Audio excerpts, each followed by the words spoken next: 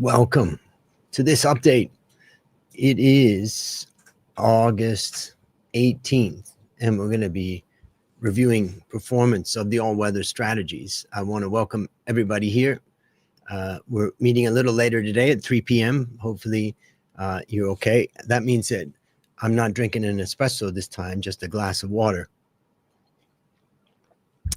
I hope you're well, and I welcome your questions. Feel free to ask any questions as I go through the presentation. So let me share my screen, and I'm going to talk a little bit about what's going on.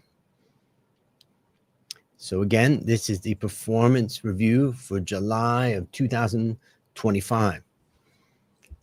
And keep asking those questions. I'll do my best to answer them. And let's meet in person in Bangkok tomorrow. I'm going to be doing a 3-hour event called Build a Sales Pipeline for Results. This is for business owners who really want to get more out of their business.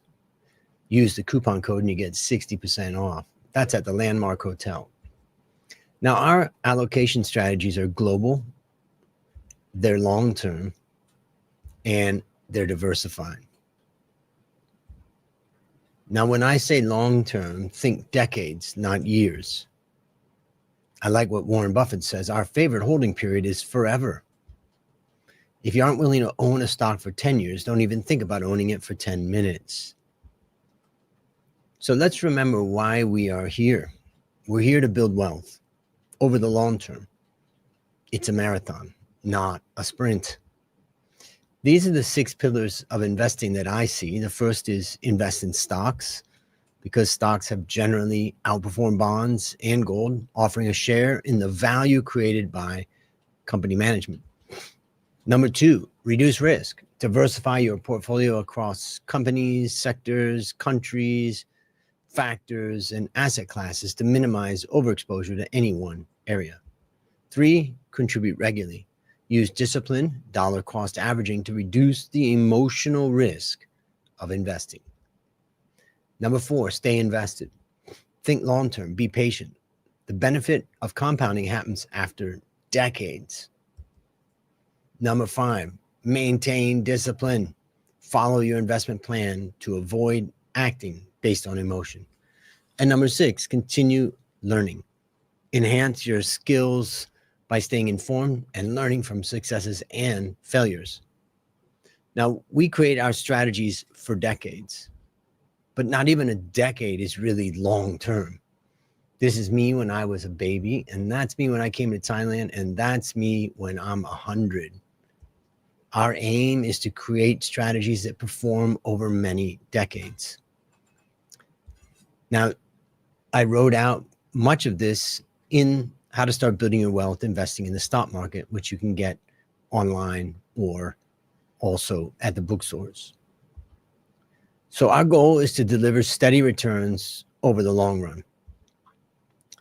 From when we started All-Weather Inflation Guard in July 2022, the strategies are performing almost as expected.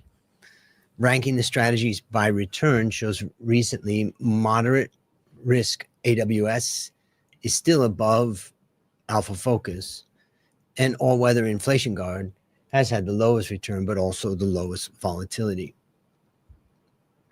Now, since July 2022, all strategies had lower volatility than world equity. We mix asset classes rather than hold pure equity to try to avoid a portion of equity market drawdowns. But that also means that we miss a portion of the market booms, the upsides. We're always going to miss a portion, and hopefully we're going to miss on the downside. So before I go any further, let me just come back and welcome you to the, hold on, let's see. Welcome to this live stream. Remember, if you have questions, ask those questions. I'm happy to answer them.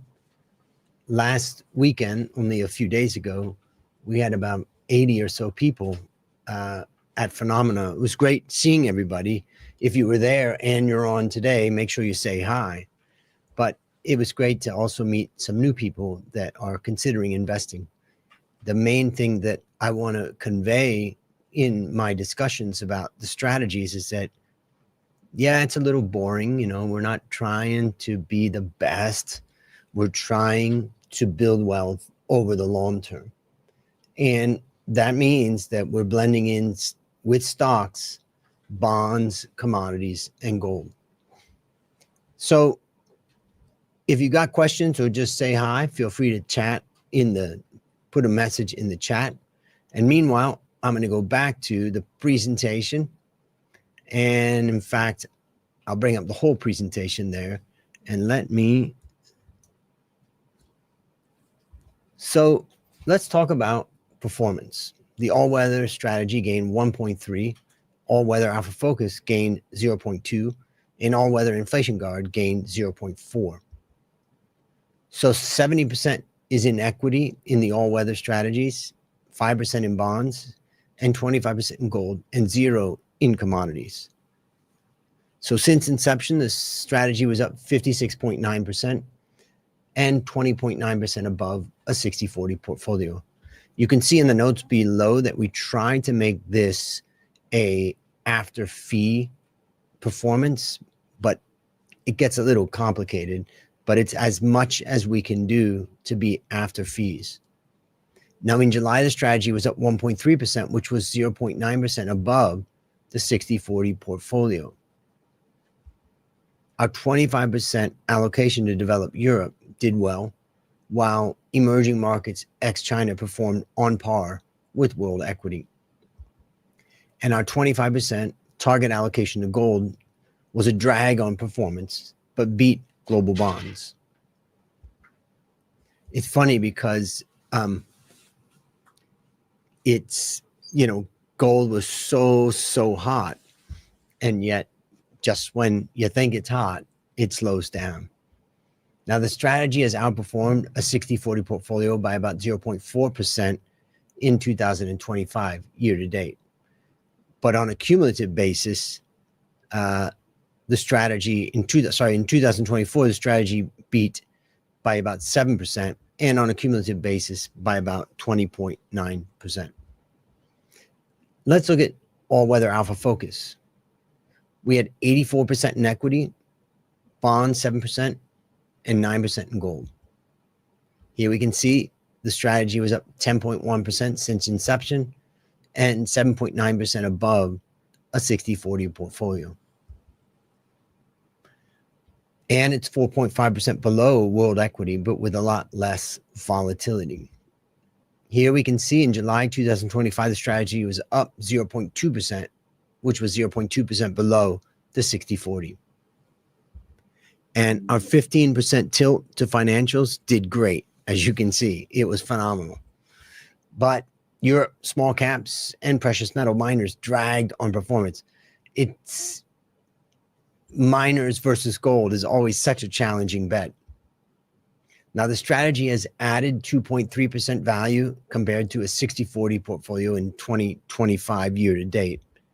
And it was 3.5 in 2024. Let's look at the all-weather inflation guard just to understand there. Here we can see since inception, the strategy was up 11.6% and 6.3% above a 40-60 portfolio, meaning 40% equity, 60% bonds. The strategy has experienced less volatility.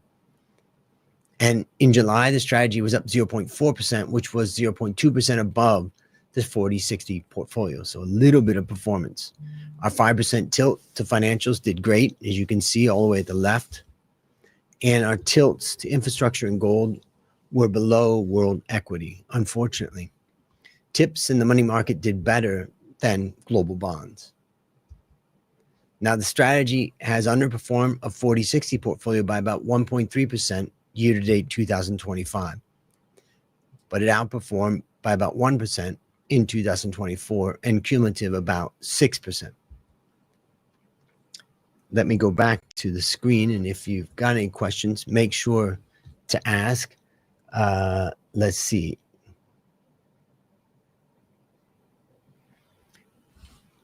the toy. Could you please elaborate about the strategy target return? Is it absolute or relative return relative to a benchmark? It's absolute return. So we're expecting 4% target return for inflation guard, 6% for all weather strategy, and 8% for alpha focus.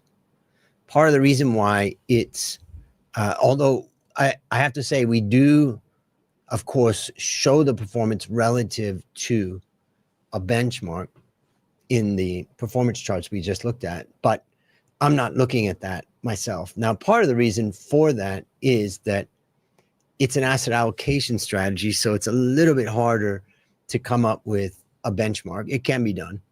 But the second one is that, I'm really focused on how I can deliver long-term value. And so I've seen many fund managers and analysts and investors get caught up in the daily, weekly, monthly benchmarking, and they end up messing up because they're constantly adjusting when the benchmark isn't, when their portfolio isn't performing like the benchmark.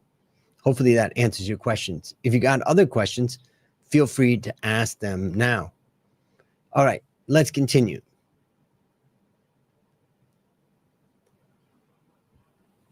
So let me introduce you to the 9 best investors in the world. Now, these are investors that I can find a record for, and I may add to this list and move things around depending on it.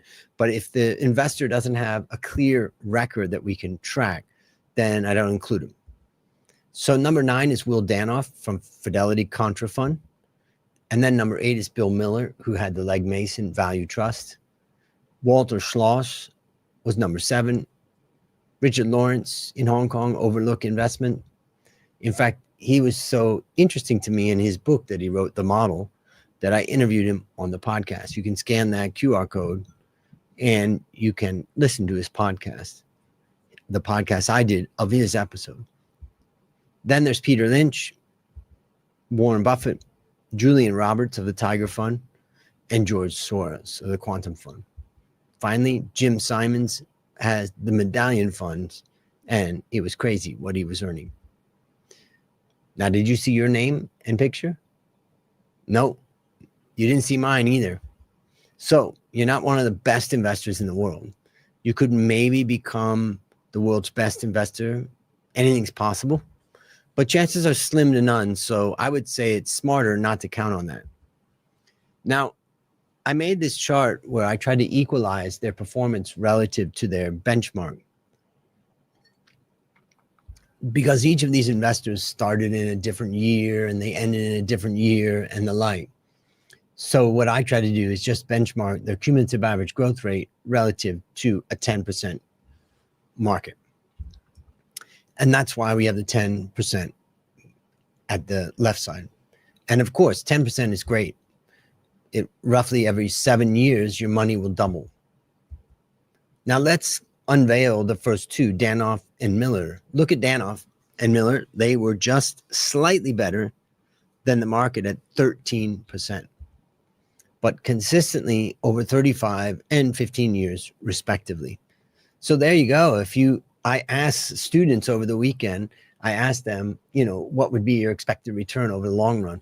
And most of the time, the answer is much higher than this. But it's not going to be higher than this because these are some of the best in the world. Now, if I open that up and we look at the rest of them, we can see all the way to the right is Jim Simons. And the rest of the top 3 were exceptional for sure. But Simmons was incredible, in his performance, 37% average annual return. Now, the top 3 investors have compounded their money at a rate more than 2 times the market for decades. Buffett has compounded just below 2 times the market. Now, the bell curve or normal distribution tells us 68% of outcomes are within 1 standard deviation of the mean, and 95% of outcomes are within 2 standard deviations of the mean, and 99.7 are within 3 standards of deviations of the mean. And here we can see to the right is where all the best are. If we're lucky, we're in the middle. And for those that are unlucky, they end up on the left side. Now, if we go back and say, let's just look at this one for a second and say the base return is 10%, which is what people earn over the last 30 or 40 years in the US stock market. But let's now look at this investors don't earn market returns section of today's presentation. Since 1994, Dalbar's seminal quantitative analysis of investor behavior has measured the effect of investor decisions to buy and sell mutual funds. Now, in the past 30 years, the S&P 500 has returned 10.2%. And what the average fund investor earned was only 8%. Now, why would somebody not get the market return? Well, this is 2.2% lower than the market due to poor timing and emotions. Basically, people get scared out of the market and they sell it at the wrong time and then they have to come back and buy. Now, at a 10% rate, it takes about 7 years to double. And at 8%, it takes 9 years to double your money. Now, let's look at the bond index. This is the bond index, which has returned 4.4% per year. And here we can see the average bond market investor actually earned nothing. The important finding from Dalbar's studies is that the average investor is not earning the market return. And Dalbar concludes that behavioral coaching is needed to mitigate return-destroying behaviors. Now, you may be an Iron Man or woman and able to resist things like me, but for most people, they could benefit. The investor's chief problem, Benjamin Graham said, and his worst enemy is likely to be himself. So the distribution of investor returns has a fatter left tail or more bad outcomes. It's a negative skewedness. So almost all survivors will earn returns somewhere within this red box. Now, the top 9 investors, even the worst of them, are somewhere out there. So unfortunately, chances are slim to none that you will be the best investor in the world. But the good news is that you don't have to. If you just compound at the market rate or slightly above, you will earn a lot of money. So how do you avoid costly mistakes? These mistakes will hurt your return, of course. Well, we do that with our FEMR framework, and we follow it with iron discipline. It's easy to be emotionally affected by market events, which can cause you to make rash and costly decisions. To avoid this, we stick to our framework, and the strategies rely on data and structure rather than just a feeling. And I was asked a question over the weekend, which was, how often do you invest? And I told them every 3 months, and we stick with that schedule. That's part of the framework. The framework is not only the stock selection aspect, it's also this aspect of when you invest. So I don't invest every day. Gene Simmons says only in extreme cases of extreme volatility, or if the signals appear to be weakening, does the firm sometimes manually cut back. We don't override the model. Discipline is key in investing, and personally, I'm an Iron Man when it comes to iron discipline. Now, before we get into the Q&A, let me remind you that the Valuation Masterclass Bootcamp number 23 starts on November 3rd and is now 12 weeks. We help finance professionals become valuation experts in months rather than years. We have many previous attendees coming from Phenomena. Here are some of them. Chachara, Tospop, Turkon, Jutamas, Bunsim, Pongsakon. All of those folks that you see there, they have studied with us.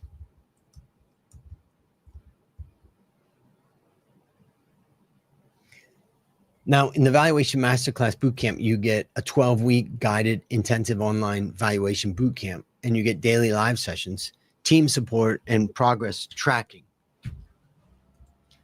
You also get to write and present a professional valuation report, and you can get $100 off any price point and get the bonuses by scanning the QR code and using Phenomena.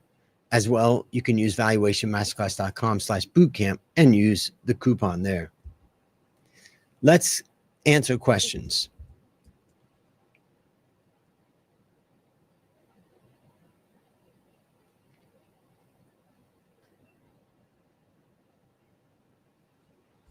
All right, Salia DC says, do you see Fed rate cuts, US dollar falling, and stocks rising in second quarter 2025?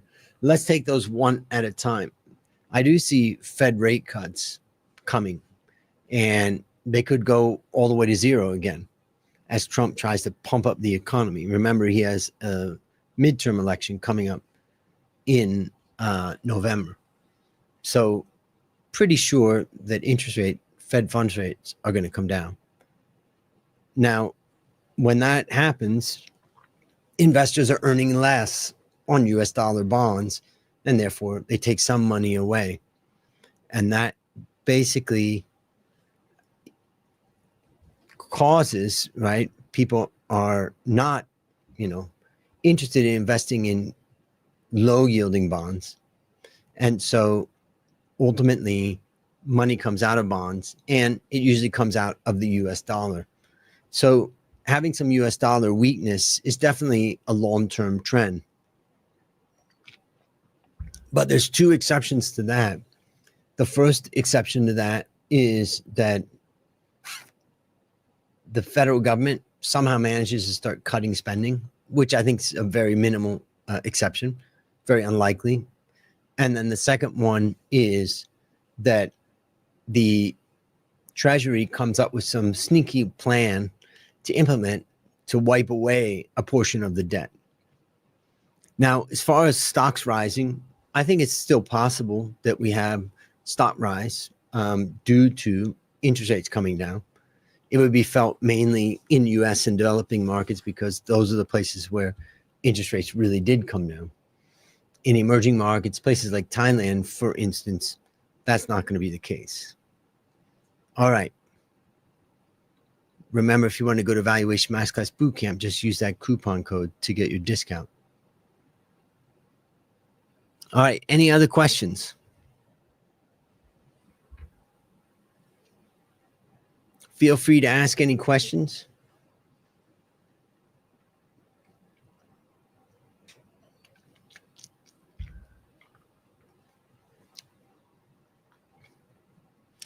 Just to let you know that the portfolio, we're going to do a rebalance at the beginning of September, and that I'm going to be at Phenomena, and I'll be talking about the rebalance and what's happening. So you're welcome to come talk to your advisor at Phenomena or the team at Phenomena. All right. That's it for today's update. I hope that you have a great few weeks ahead, and that I see you at Phenomena early September. Have a great day.